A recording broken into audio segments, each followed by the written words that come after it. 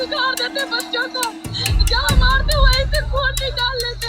तो दोस्तों, भारत में एक नई क्रांति की शुरुआत हो चुकी है। एक छोटी सी चिंगारी धीरे धीरे आग का रूप ले चुकी है। चाहे फार्मर्स हो, स्टूडेंट्स हो या स्कूल के बच्चे हो, सभी अपनी हक की लड़ाई के लिए आज सड़कों पर उतर आए हैं। टीचर है, सेकंड ग्रेड के एक भी टीचर नहीं है और फर्स्ट ग्रेड है उनके। तो आज के इस वीडियो में हम बात करेंगे उन प्रोटेस्ट की जहां लोग अपनी मेहनत, अपने हक और अपने फ्यूचर के लिए आवाज उठा रहे हैं। तो सबसे पहले हम बात करेंगे दिल्ली के जंतर मंतर की। सबसे ज्यादा टेंशन जिस यूथ मूवमेंट ने अट्रैक्ट किया वो था कॉकरोच जनता पार्टी यानी सीजेपी का प्रोटेस्ट। दिल्ली के जंतर मंतर पर पिछले एक महीने से हजारों छात्र नीट पेपर लीक को लेकर प्रदर्शन कर रहे थे। पेपर लीक के कारण लगभग 20 छात्रों की मौत हो चुकी है। इस आंदोलन की शुरुआत 20 जून 2026 को हुई थी।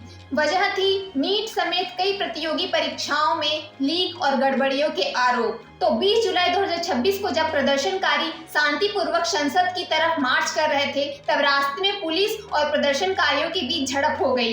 इसके बाद आंदोलन पूरे देश में चर्चा का विषय बन गया। इन छात्रों की साफ मांग थी, पेपर लीक के जिम्मेदार लोगों पर सख्त कार्रवाई हो और आगे ऐसी गड़बड़ियां दोबारा ना हो और पूरी शिक्षा व्यवस्था में सुधार किया जाए। तो लगातार बढ़ते विरोध के बीच 25 जुलाई को हमारे शिक्षा मंत्री धर्मेंद्र प्रधान जी ने शिक्षा मंत्री के पद से इस्तीफा दे दिया और मिस्टर प्रहलाद जोशी जी नए एजुकेशन मिनिस्टर के रूप में चयनित हुए।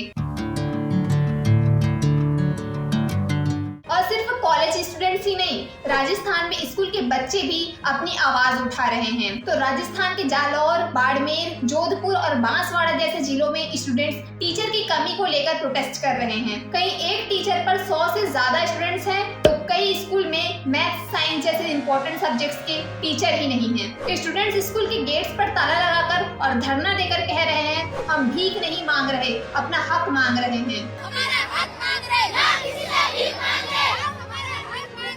शिक्षा विभाग और सरकार से हमारी ये मांग है कि पीएम स्कूल और यहाँ पे एक भी टीचर है, सेकंड ग्रेड के एक भी टीचर नहीं है और फर्स्ट ग्रेड है उनके अंदर 2 टीचर है, एक है हिस्ट्री के और एक है हिंदी के। और हिस्ट्री के जो टीचर है वो प्रिंसिपल का पद संभाले, तो उनको भी टाइम मिलता है तो भी पढ़ाते। लेकिन टेम्पररी टीचर्स भेजने के बाद भी स्टूडेंट्स परमानेंट टीचर की अपॉइंटमेंट की डिमांड कर रहे हैं। सवाल ये है, जब तक स्कूल में टीचर्स ही नहीं होंगे तो इन बच्चों का फ्यूचर कैसे बनेगा।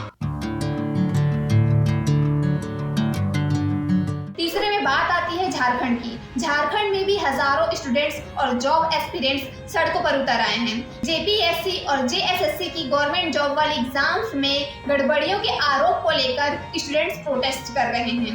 29 जुलाई को रांची में बड़ा मार्च हुआ और 10 अगस्त को असेंबली घेरों के दौरान पुलिस एक्शन की भी खबर सामने आई। स्टूडेंट्स लीडर देवेंद्र नाथ महतो भी अपने डिमांड्स को लेकर हंगर स्ट्राइक पर बैठे हैं। सवाल सीधा है, जिस एग्जाम पर किसी युवा का पूरा कैरियर डिपेंड करता है, उस सिस्टम पर भरोसा कैसे रहे।